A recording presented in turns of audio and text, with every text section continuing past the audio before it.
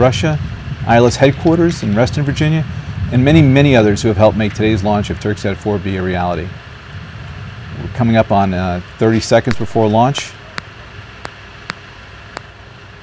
It's a very clear shot of the rocket, but there is a cloud deck today, so we expect the rocket to disappear into that pretty soon after launch. Coming up on T-minus 15. And now I'll step aside as we watch the launch of Turksat 4B.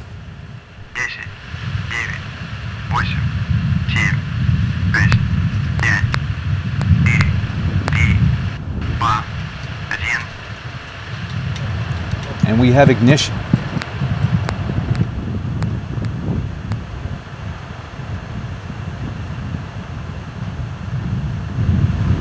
And we have liftoff of an ILS Proton from the Baikonur cosmodrome in Kazakhstan with the Turksat 4B satellite on board.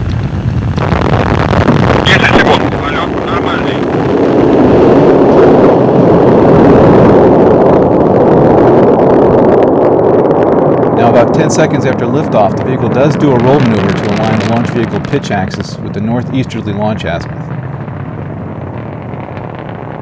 Unfortunately, with the cloud deck there, the vehicle is now out of sight of the cameras, but the vehicle will soon experience maximum dynamic pressure, or max Q. Now, this is when the aerodynamic stresses on the vehicle in atmospheric flight are at their peak. And for Proton, max Q occurs about 1 minute and 2 seconds after liftoff at a velocity of Mach 1.6. And it's sometimes accompanied by visible condensation if atmospheric and lighting conditions are favorable, which unfortunately today they're not.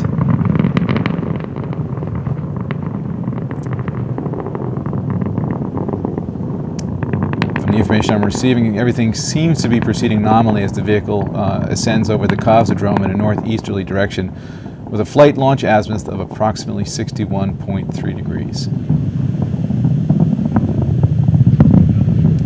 About 90 seconds after liftoff. And we're coming up on the first stage separation from the second stage. Now that's set to occur at 2 minutes into the flight.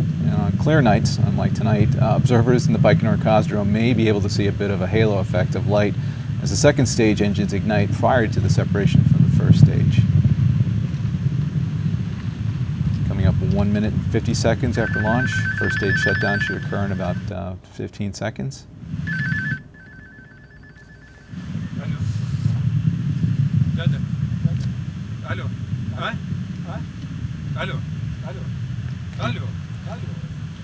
And I'm waiting for confirmation of the ignition of the second stage and a good separation from the first stage.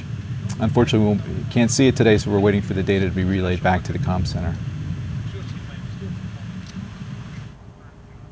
Okay, and I do have confirmation of a good ignition of the second stage and a good separation from the first stage.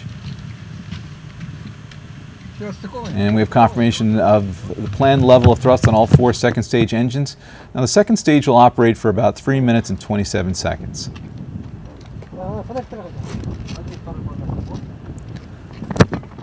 The next key mission milestone will be the separation of third stage from the second stage at L plus 5 minutes and 27 seconds.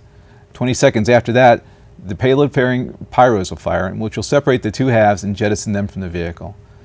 Lastly, as the ILS Proton travels northeasterly downrange from Kazakhstan into Russian territory, our viewers may notice some brief planned time lags in our reporting of key mission milestones, as the telemetry has to be relayed from multiple ground stations.